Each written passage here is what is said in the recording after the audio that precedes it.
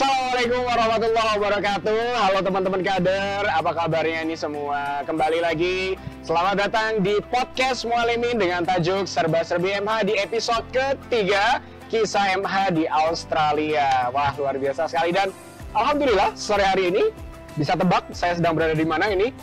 Ya, benar sekali, ini biasanya tempat teman-teman semua ya, utamanya biasanya di sini anak-anak aliyah itu bercengkrama atau mungkin berbincang-bincang biasanya habis sholat duha atau habis sholat zuhur. Ini tempat favorit ini biasanya ini ya, di depan gedung Mualimin di bagian sebelah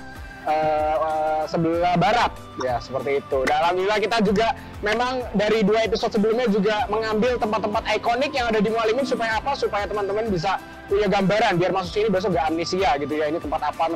Nah, ini sekarang kita coba recall lagi biar nggak pada lupa, kita meroja lagi tempat-tempat di Mualimin. Oke ya, alhamdulillah senang sekali sore hari ini menjelang berbuka juga ini kita datangkan suatu tema yang menarik dan berbagi kisah dengan salah satu pelaku sejarah dari MH di Australia. MH di Australia ini luar biasa sekali. Jadi alhamdulillah teman-teman, di tahun kemarin Mualimin itu berhasil mengirimkan beberapa mubalik. Di tahun 2020 itu ada sekitar di tahun 2019 beberapa mubalik itu melakukan MH tidak hanya di nasional, ada juga di nasional, tapi juga di beberapa negara lainnya. Ada di Malaysia, di Thailand, di Kamboja, di Taiwan, di Jepang, dan sekarang kita akan membahas di Australia. Dan saya tidak sendiri, sekarang kita langsung ke narasumber aslinya, pelaku sejarah langsung, yaitu beliau adalah Ustadz Azhari Rahmandiana. Assalamualaikum Ustadz. Waalaikumsalam warahmatullahi wabarakatuh. Apa kabar Ustadz Azhari? Alhamdulillah baik. Oh iya, sekarang tinggal di mana Ustadz Azhari? Sekarang alhamdulillah saya di Asrama 2 Mualimin. Ya, Asrama 2, Masya Allah, asrama favorit ya Ustadz ya. Sebagai apa di sana Ustadz? Sebagai pamong atau sebagai apa? Tentu sebagai muslim. Oh, sebagai muslim. Kelas 5 MIA 1. 5 MIA 1. Ya, mungkin bisa say hi dulu teman-teman yang 5 MIA 1 ya. Ya, adik-adik yang dibimbing secara langsung oleh Ustadz Azhari, kalian harus bangga karena muslim kalian ini salah satu pelaku sejarah yang punya pengalaman menjadi imam di salah satu masjid di sana di Australia. Nah, mungkin yang pertama mungkin bisa ini dulu Ustadz dijelaskan waktu itu ceritanya bagaimana kok bisa berangkat ke Australia begitu. Tapi sebelumnya Ustadz Azhari ini alumni Madrasah Mualimin tahun 2020 kemarin ya, dan beliau melaksanakan MH kelas berapa waktu itu Ustadz? Kelas 5 tentu saja. Kelas 5 ya, waktu kelas 5 tahun 2019 itu ya.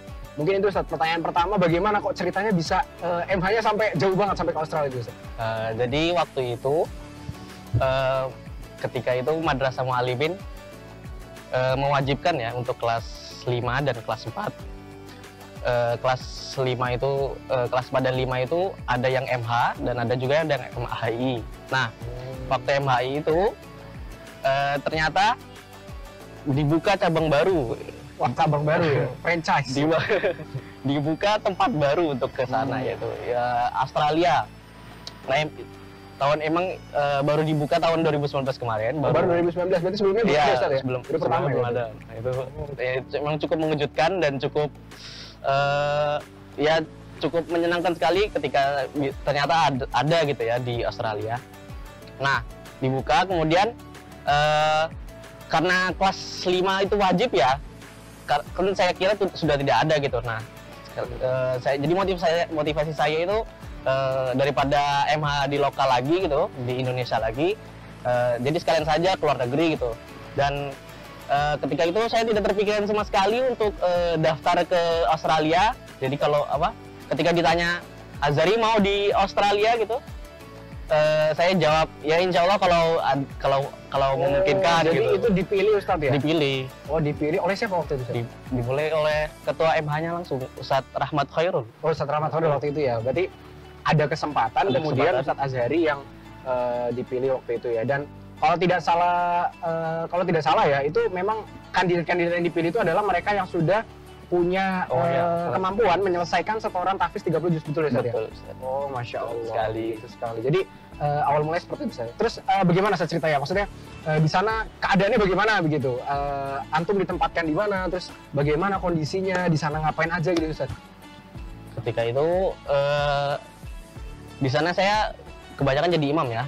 Datang ke sana itu sekitar tanggal ya Juli gitu. datang ke sana ketika itu cuacanya sedang dingin karena menjelang winter. Iya, menjelang winter, menjelang musim dingin. Belum masuk. Belum masuk tapi sudah cuacanya sudah sangat dingin sekali. Sudah bikin menggigil. Berapa derajat itu? Kira-kira belasan derajat. Insyaallah. Saya AC 24 derajat dah. Ya, itu emang cukup buat menusuk tulang gitu bikinnya. Oh, begitu ya. Nah, ketika itu saya tidak langsung malam pertama Ramadan di sana di MH itu saya tidak langsung menjadi imam ya. Ketika itu kita ke rumah host terlebih dahulu, ke rumah host.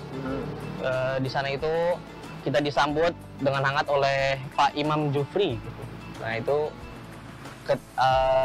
ketua pimpinan PCIM.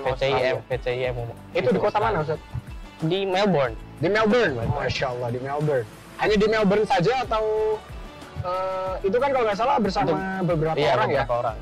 Siapa aja kalau boleh tahu Ustaz waktu itu? Ada dua teman saya dan dua teman saya itu dari dari angkatan saya sendiri itu ada Nabil Makarim. Oh, sama Ustaz Nabil. Ustaz Nabil Makarim, kemudian ada adik kelas saya, adik angkatan saya itu ada tingkat 6 ada tingkat yang 6 yaitu calon Ustaz Irsyad. Oh, bertiga berarti Ustaz ya? Tiga. Di satu kota Melbourne itu? Iya, di satu kota Melbourne itu untuk beberapa hari. Dan belum ditugaskan ketika saat itu. Oke. Lalu kemudian pas sudah sampai di sana, apakah langsung jadi imam? Terus gimana itu tuh pas jadi imam? Apakah ada yang grogi atau mungkin ada cerita menarik gitu ketika saat di sana? Cerita menariknya itu ketika saya di sana, saya untuk malam kedua itu, saat saya jadi imam gitu, saya jadi imam maghrib. Nah, kebetulan saya membacakan ayat setelah Al-Fatihah di rakaat pertama dan rakaat kedua itu bacanya lumayan panjang, Ustaz. Lumayan kira-kira setengah halaman gitu. Masya Allah. setengah halaman. Nah, ketika setelah selesai di situ, saya langsung didatangi oleh pemuda di situ atau mungkin penduduk di sana ya, jamaah di sana gitu. Ya kemudian saya diajak ngobrol gitu. Ternyata lumayan, biasanya kalau setelah maghrib tuh bacanya nggak terlalu panjang, terus kemudian jadi tegur begitu ya? Ditegur, kemudian tidak terlalu panjang untuk memaksimalkan waktu berbuka gitu. Ya itu cerita menariknya. Terus kemudian teman-teman saya yang lain itu juga disuruh memimpin doa untuk buka berbuka. Doa berbuka? Terus kemudian azan dan sebagainya. Oh, azan sempat juga ya? Iya, azan. Kalau selain itu mungkin ceramah atau mungkin mengolah TPA gitu ada di Australia? Kalau TPA itu tidak sampai. Tidak ada ya? Ya, tidak ada. Dan emang di sana itu untuk anak-anaknya cukup sudah teredukasi dengan baik ya? oleh orang tua mereka. Dan begitu? Orang tua mereka tuh agamanya cukup kuat. Oh gitu, di lingkungan itu ya pada saat itu ya? Edukasi Islam itu cukup kuat. Berarti selain imam juga muazin ya? Muazin mungkin ya, tapi kalau sampai kultum gitu belum? Kultum ketika itu pernah sih imam khutbah Jumat gitu. Khutbah Jumat? Ya. Masya Allah, khutbah Jumat di Australia itu gimana? Perasaannya gitu, ceritanya gimana itu? Jadi khutbah Jumat itu okasional saja, jadi saya jadi pengganti saja begitu. Jadi pengganti ketika itu imam yang terjadwalkan tidak hadir, tidak bisa hadir, berhalangan, kemudian saya gantikan. Dan ketika itu khutbah Jumatnya menggunakan bahasa Indonesia dan di mix sedikit lah dengan bahasa sedikit. Ya.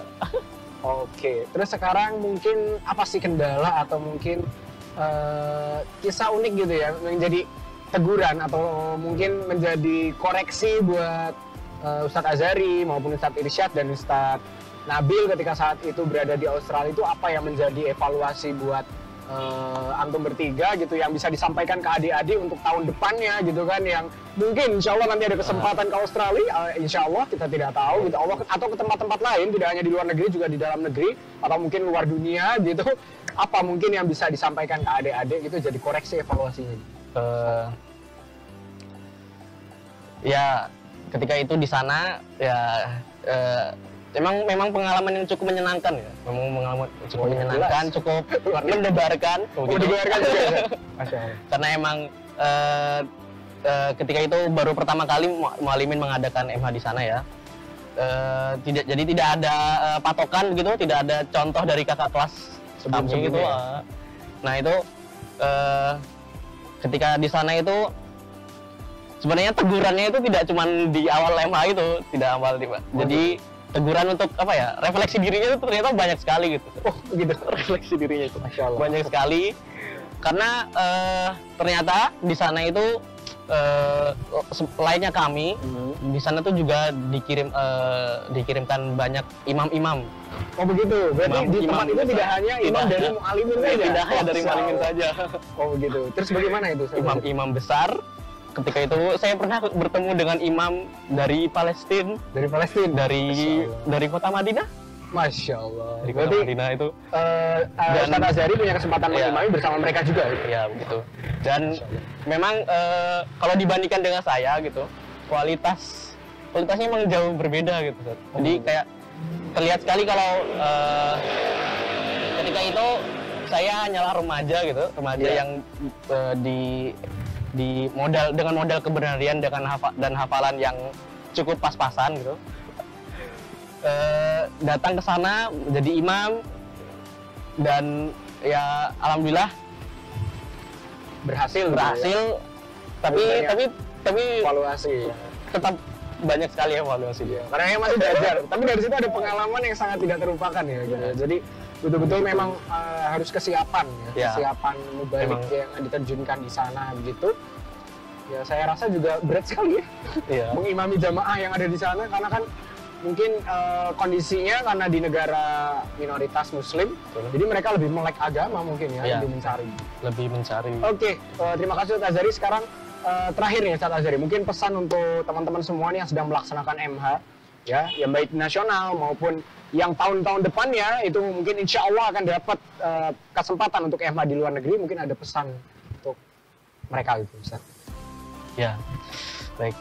Untuk pesan saya ya kepada adik-adik saya yang mungkin untuk selanjutnya bisa berkesempatan pergi ke Australia begitu atau enggak ke tempat-tempat lain. Nah itu pertama tentu saja perlu persiapan ya teman-teman. Di sana itu ketika saya di sana cukup kewalahan dengan bahasa Inggris ya, dengan conversation dengan logatnya orang-orang Australia, orang-orang jamaah-jamaah di sana gitu. Nah itu cukup kesulitan. Kemudian teman-teman mungkin yang kedua ya, teman-teman mungkin di sana itu atau enggak di sekitar daerah ketika sudah terjun di MH, di daerah MH itu mungkin akan merasa down gitu, mungkin akan merasa keberadaan teman-teman akan menyusut gitu karena mungkin ada rasa insecure atau mungkin tidak paham situasi di sana, tapi itu jangan sampai membuat kebenaran teman-teman itu berkurang gitu. Itu harus tetap tegar karena kita sebagai kader harus tetap kuat, tetap menjalankan amanah dari persyarikatan dari sekolah kita tercinta itu. Baik, terima kasih pengalaman yang sangat unik Ustaz Azhari. Terima kasih banyak sudah berbagi dengan teman-teman semua dan juga adik-adik Mualimin dan juga mungkin ada masyarakat luar yang menyaksikan. Terima kasih sekali lagi. Selamat menjalankan ibadah puasa Ustaz Azhari, semoga lancar sampai dengan akhir. Amin. Taqabbalallahu minna wa minkum. Mungkin ini sampai jumpa di episode berikutnya. Assalamualaikum warahmatullahi wabarakatuh. Waalaikumsalam.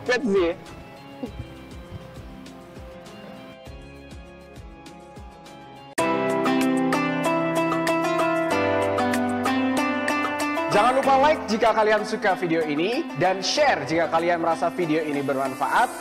Tekan tombol subscribe dan nyalakan lonceng akun YouTube channel Mualimin Jogja untuk mendapatkan info terupdate dari kami. A presto, grazie.